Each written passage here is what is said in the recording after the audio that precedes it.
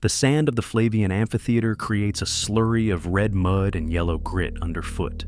It is 80 AD, and the roar of 50,000 citizens drowns out the singular, wet thud of a body hitting the ground. A Roman gladiator stands victorious, chest heaving, but the spectacle is not over. The true horror regarding female prisoners is just beginning behind the heavy oak gates. He does not look at the crowd. He looks at the Golden Theatrical Mask resting on the barrier, a smiling face meant to hide the terror to come. Why did the Empire compel its champions to participate in these specific shadowy rituals once the main combat ended? And what evidence of these backstage atrocities did the Senate try to bury deep beneath the stone foundations? The sun beats down, but the air is already cold. Victory here demands a price no steel can pay. If you are brave enough to face these dark histories, leave a like and subscribe and comment below where you're listening from tonight. And now, back to the story. The roar of the Colosseum is not silence, but a dull, rhythmic vibration in the limestone walls, a heartbeat of a beast that has just been fed. The victorious gladiator does not return to the sunlight of the city. He descends. The elevators and trapdoors that service the arena floor lead down into the hypogeum, a labyrinth of stone corridors where the air is thick with the smell of rancid animal fat, wet sawdust, and unwashed bodies. Here, the glory of Rome is stripped away to reveal its industrial machinery. The female prisoners are waiting in the semi-darkness. They have been marched from the damp cells of the Ludus Magnus, the training school, through the connecting tunnels. These are not merely spoils of war. They are carefully selected props for the evening's private theater. Soldiers push them against the rough masonry, checking their bonds. There is no shouting here, only the efficient clinking of iron keys and the scratching of a stylus on a wax tablet. A bureaucrat, likely a freedman serving the editor of the games, walks the line. He does not look at their faces. He looks at the tags around their necks. He erases their identities with a swipe of his thumb against the wax. A woman from Judea becomes Andromeda. A captured daughter of a Dacian chieftain becomes Hesione. They are assigned roles in a mythology they do not understand, numbered like cattle to ensure the inventory matches the script. The gladiator stands nearby, wiping the sand from his arms with a rough cloth. He is no longer the hero. He is the jailer, the looming shape of inevitable violence. Hope dies faster in the dark than blood dries. Yet, in this suffocating corridor, there is a flicker of human will. The Dacian woman stands straighter than the rest. Her hands are bound with raw leather that cuts into her wrists, but she refuses to look at the floor. She fixes her eyes on the smoky torch sputtering in the iron sconce on the wall. She begins to hum, a low, discordant sound that vibrates in her throat, a song of the Carpathians, a funeral dirge for herself that doubles as a defiance of the Roman order. The guard steps forward to strike her, but the lanista, the trainer, raises a hand. He offers a twisted form of mercy. He speaks in broken Latin, telling them that the arena was the hard part. Now, they only need to serve. If they play their parts in the scenas libera, the banquet enactments, they will be fed. They will be given wine. All they must do is submit to the narrative the victors have written for them. It is a transactional offer, their dignity for a few more hours of breath. The price is hidden in the eyes of the gladiator, who finally turns to look at them. He puts on the Golden Theatrical Mask. The cage opens only for the condemned to enter. The room is not a cell, but it feels like a tomb wrapped in silk. This is the cubiculum of the private quarters, far removed from the cheering masses, where the stone walls are painted with frescoes of gods turning into beasts.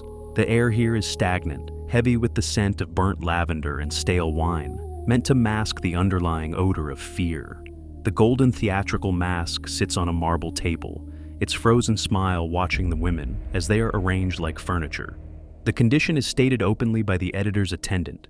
He holds a scroll, reading the script for the night's entertainment. They are not to fight back. They are not to negotiate. They are to perform. The Roman obsession with order extends even to their atrocities. They do not want chaotic violence here. They want a tableau. The Judean woman is told she must play the weeping prize. The Dacian is told she must play the subdued savage, grateful for the conqueror's touch. Submit to the myth, the attendant says, his voice devoid of emotion, and you will vanish into the servant quarters by morning. Resist, and you will remain here until there is nothing left of you to carry out. It is a binary choice. Convert to their narrative of Roman dominance, or suffer total erasure. The gladiator stands in the corner, stripped of his armor, but still imposing, a wall of muscle and scarring. He waits for the signal to begin the scene. The pressure in the room shifts. It is no longer the sharp terror of the arena. It is a suffocating, soft pressure. They offer wine that tastes like vinegar. They offer fine tunics that scratch the skin. They wait for the women to break, to weep, to beg for the role that guarantees survival. But the Dacian woman does not weep. She looks at the gladiator, then at the mask, and finally at the attendant. She delivers a single cold refusal, her voice barely louder than the crackle of the oil lamp. I see only a butcher, not a god. The escalation is immediate. The illusion of luxury is stripped away. The wine is kicked over, staining the mosaic floor like arterial spray. The attendant signals for deprivation. The women are separated, forced into corners, denied water, denied light. The gladiator steps closer, his breathing heavy, the adrenaline of the games twisting into a need for domination that the arena could not sate. This is the core why of the horror. The arena proved Rome could kill the body, but these private rooms were designed to break the spirit. They needed the barbarians to acknowledge their inferiority. A king without subjects is just a man alone in a room. Yet, the intention inverts. The silence the women maintain becomes a fortress. The Dacian woman closes her eyes, not in surrender, but in discipline. She retreats into the memory of the mountains, the cold wind of the Danube. The silence was meant to be their punishment, a void where they would beg for engagement, but she wears it like iron armor. By refusing to scream, by refusing to play the part of the weeping victim, she denies the gladiator his true victory. He can hurt her, he can take her, but he cannot conquer her. The price of this ritual is revealed in the dim light. For the women, the price is their physical autonomy, a trauma etched into the skin. But for the gladiator, the price is his soul. He realizes, looking at the unyielding woman, that he is not a hero. He is merely a dog on a leash, ordered to bite on command. The mercy was a lie. The victory was a delusion. The golden mask stares back at him, hollow and judging. The victor is the one who decides when the game ends. Morning light struggles to penetrate the vents of the hypogeum. The revelry is over. The shouting has faded into the city's waking hum, leaving the subterranean corridors in a heavy, guilty silence. The room where the entertainment took place smells of vinegar and stale sweat. The slaves arrive with buckets of lye and stiff brushes, tasked with scrubbing the floor until the mosaic tiles gleam innocent and white once more. They are the erasers of history, the janitors of the empire's conscience. But in the corner, behind the heavy drapes where the Dacian woman had been forced to stand, something has been left behind. It is not a weapon, nor a piece of jewelry. It is a scratching in the soft plaster of the wall, hidden low near the baseboard where the shadows are deepest. The Golden Theatrical Mask lies discarded on a bench, its painted smile chipping away to reveal dull lead underneath. It stares at the wall, bearing witness to what the woman did in the quiet moments between the violence. She did not weep, she carved. Using a splinter of bone or a hairpin, she etched a series of jagged lines into the stone. It is not Roman Latin. It is a crude geometric pattern, a solar wheel of the Danubian tribes, a symbol of continuity and eternal return. Stone keeps secrets that parchment is too weak to hold. This is the wordless rite of memory. The women knew they would not leave these rooms as they entered, or perhaps not leave at all. So they sanctified the space of their defilement. They turned a prison into a reliquary. By carving the symbol, the Dacian woman reclaimed the territory. She designated this cubiculum not as a place of Roman victory, but as a site of ancestral resistance. It is a small, invisible rebellion, a way of saying, I was here, and I remained myself. Archaeological records from the excavations near the Caelian Hill, where the barracks once stood, suggest the existence of such unofficial graffiti, names and prayers scratched into places they shouldn't be. These carvings are often dismissed as the idle doodles of guards, but the depth of the incisions suggests a frantic, desperate purpose. In the damp soil beneath the foundations, fragments of votive offerings have been found. distinct, non-Roman amulets tucked into the masonry. This is the revelation that the Senate tried to bury. The horror wasn't just the sexual violence, it was the ritualistic nature of it. The gladiators, superstitious and fearful of death, believed that by dominating these barbarian women, they were stealing their life force, absorbing the savage vitality of the enemies they defeated in the arena.